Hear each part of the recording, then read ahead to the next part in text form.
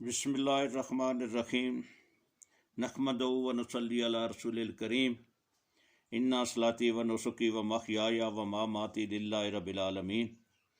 میں خادم علی افسر دربار عالیہ موڑا شریف ابھی حسب دستور آپ کو پڑھ کر سناتا ہوں۔ حضرت قدس شہباز طریقہ زبدۃ العارفین امداد السالکین سلطان العاشقین شیر شاہ غازی غوث زماں قطب دوران قیوم وقت منبع جود و عرفان فخر الاولیاء مفسر قرآن نائب رسول صلی اللہ علیہ وآلہ وسلم تاجدار مولوی اعلیٰ حضرت الحاج حضور پیر ہارون رشید صاحب رحمۃ اللہ علیہ نے جو قرآن پاک کی تفسیر 5 جلدوں میں لکھی ہے، اس میں سے پہلی جلد تعلیم نسبت رسولی، پہلا پارہ سورۃ بقرہ کی آیت نمبر 30 سے 33 تک جو کل تلاوت کرنے کا شرف حاصل کیا تھا، اس کے آگے تفسیر جو ہے جہاں سے ختم کی تھی وہاں سے آگے بیان کرتا ہوں، وہ آگے پڑھ کر سناتا ہوں۔ حسب اجازت خادم اسلام امیر سلسلہ عالیہ نسبت رسولی صلی اللہ علیہ وآلہ وسلم گوز زماں قطب الارشاد منبع جود و عرفان پیر طریقت رابر رشید نائب رسول صلی اللہ علیہ وسلم جناب الحاج پیر ڈاکٹر غلام محمد گور نذیر گور صاحب مدد اللہ والی سجادہ نشین مرکزی دربار عالیہ موڑا شریف۔ ایک پیرے سے میں پچھلے پیرے سے شروع کرتا ہوں تاکہ پچھلے کے ساتھ یہ منسلک ہو جائے۔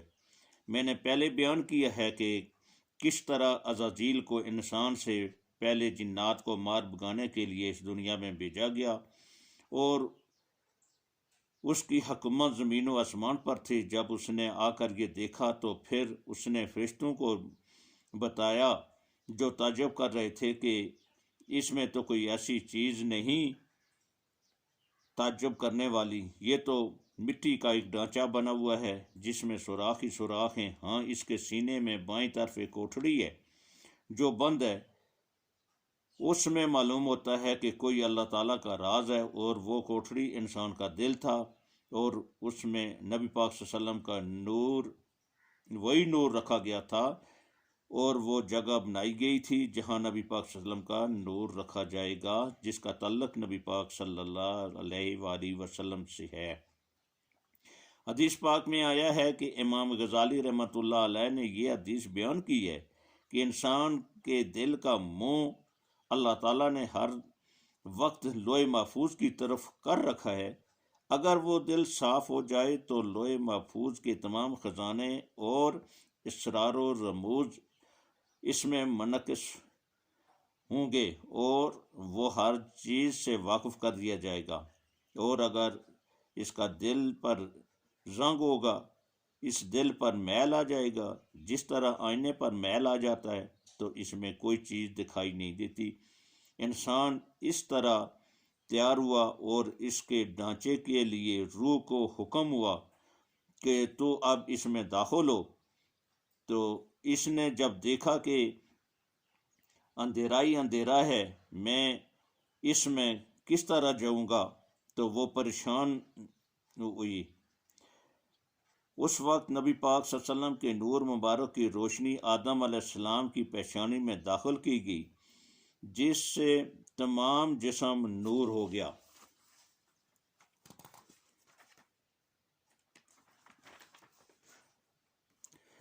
تمام جسم میں روشنی ہو گئی، اور روح خوشی سے اس کے اندر داخل ہوئی، اور حضرت آدم علیہ السلام اٹھے۔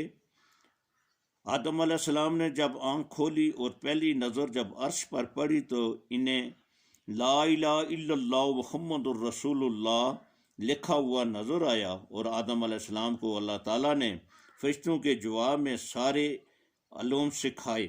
مفسرین نے لکھا ہے کہ نبی پاک صلی اللہ علیہ وسلم سے علم حاصل کر کے آدم علیہ السلام کو 7 لاکھ زبانیں سکھائی گئی، 1000 پیشہ سکھایا گیا، اور قیامت تک جو چیز آنے والی ہے وہ سب کی سب بتا دی۔ اگر صرف نام کی فہرست ہو تو وہ کوئی معنی نہیں رکھتی، وہ کوئی حقیقت نہیں رکھتی۔ اللہ تعالیٰ جو سکھا رہا ہے، اللہ تعالیٰ جو علم دے رہا ہے، اللہ تعالیٰ جو ان کو سبقت اور شرف عطا فرمانا چاہتا ہے، جو ثابت کرنا چاہتا ہے، اس کا یہ تقاضا ہے کہ کوئی چیز اس علم سے باہر نہ رہے، ہر چیز سکھا دی جائے۔ چنانچہ ایسا ہی کیا گیا۔ قیامت تک جو چیز ظہور میں آئیں گی وہ سب کی سب آدم علیہ السلام کو بتا دی گئیں اور ان کے سامنے پیش کر دی گئیں۔ اس بنا پر فرشتے حیران ہو گئے کہ یہ کس قسم کی عظیم شخصیت اللہ تعالیٰ نے پیدا فرما دی، جسے ہم صرف مٹی کا ڈھانچہ سمجھتے تھے۔ اس کے علم میں تو ہر چیز ہے، جبکہ ہمیں کوئی علم نہیں۔ اس سے بھی یہ بات ثابت ہوتی ہے کہ اللہ تعالیٰ جو چاہتا ہے وہ کر سکتا ہے۔ وہاں استاد نہیں بٹھائے گئے تھے، وہاں مدرسے نہیں کھولے ہوئے تھے جنہوں نے آدم علیہ السلام کو پڑھایا یا آدم علیہ السلام کو سکھایا، بلکہ صرف اللہ تعالیٰ کا ایک حکم تھا، اللہ تعالیٰ کا فضل و کرم تھا، جس سے تمام علوم سے آدم کو بیراور کر دیا گیا۔ اور اگرچہ ملائک نوری تھے، ہر جگہ پر ان کی دسترس تھی، ہر جگہ ان کی پرواز تھی، پھر بھی وہ سب سے ناواقف تھے۔ معلوم یہ ہوا کہ اگر نورانیت بھی ہو، ملکیت بھی ہو، مگر اللہ تعالیٰ کے دین اور فضل نہ ہو تو بصیرت حاصل نہیں ہو سکتی۔ یہ بھی معلوم ہوا کہ کسی چیز پر بھی جب اللہ تعالیٰ کا فضل ہو جائے تو وہ سب سے برتر اور سب سے اعلیٰ ہو جاتی ہے۔ جب مشت خاک کی ایک مٹھی کو اللہ تعالیٰ نے سارے علوم شروع سے لے کر قیامت تک کے بتا دیے، اور وہ علوم بتا دیے جن کی ہوا بھی فرشتوں کو نہیں لگی تھی، اور اتنی برتری اور فضیلت اللہ تعالیٰ نے مٹی کو عطا کر کے یہ ثابت کر دیا کہ اللہ تعالیٰ جو چاہے کر سکتا ہے۔ ذرے کو آفتاب، آفتاب کو ذرہ بنا سکتا ہے۔ یہ سب اس کی مرضی پر موقوف ہے کہ وہ کیا کر دیتا ہے اور کتنا دیتا ہے۔ اس کے متعلق اگر کوئی یہ کہے کہ یہ اتنا ہے یا اتنا ہے تو یہ اس کی اپنی بیوقوفی کا اظہار ہے۔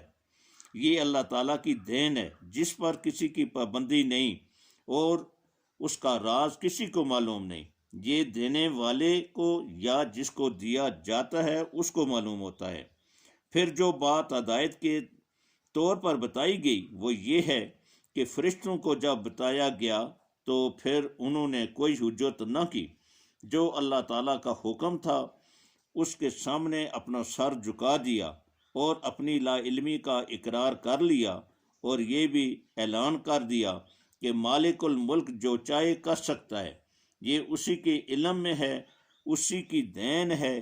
یعنی یہ بشریت کا تقاضا نہیں تھا، یہ ملکیت تھی جس نے فرشتوں کو گستاخی سے بچایا، ان کی نورانیت تھی جس نے انہیں سچائی اور اچھائی تسلیم کرنے کے لیے فوراً تیار کر دیا اور فوراً انہوں نے مان لیا۔ وہاں اگر نورانیت سے محروم بشریت ہوتی تو وہ ضرور کئی قسم کے اعتراضات اور کئی قسم کے سوالات کرتی، جس طرح مشرکین مکہ نے، جس طرح کفار مکہ نے، جس طرح یہود نے، جس طرح نصارہ نے اعتراضات کیے، جن کے متعلق پہلے ہی قرآن پاک میں ذکر کر دیا گیا ہے۔ جیسا کہ انہوں نے تنقید کی کہ اللہ تعالیٰ کو مچھر جیسی حقیر چیز کی مثالیں دینے کی کیا ضرورت ہے، یہ واقعات بیان کرنے کی کیا ضرورت ہے۔ یہ سارے سوالات اور تنقیدیں صرف اس وجہ سے ہوتی ہیں کہ جب انسان نورانیت سے محروم ہوتا ہے، جب دل سیاہ ہوتا ہے، جب مٹی ہی مٹی ہوتی ہے، جب بشریت ہی بشریت ہوتی ہے۔ لیکن جب ملکیت اور نورانیت پیدا ہو جاتی ہے تو اس ملکیت، اس نورانیت میں تسلیم اور رضا ہے، تابعداری ہی تابعداری ہے، غلامی ہی غلامی ہے۔ اس میں کوئی حجت بازی نہیں۔ جو حکم ہے اس پر آمنا و صدقنا کہنا ہے، تو فرشتوں نے ایسا کر کے یہ ثابت کیا کہ وہ نورانی مخلوق ہے اور وہ اللہ تعالیٰ کی تابعدار مخلوق ہے اور وہ جنتی مخلوق ہے۔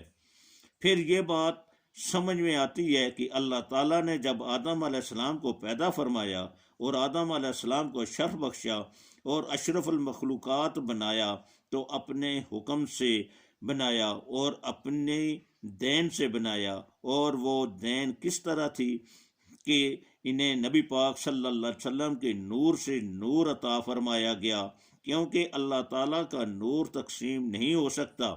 اللہ تعالیٰ قدیم ہے، وہ حادث میں داخل نہیں ہو سکتا۔ وہ نبی پاک صلی اللہ علیہ وسلم کا نور تھا، نبی پاک صلی اللہ علیہ وسلم کا سینہ نور کا خزانہ تھا۔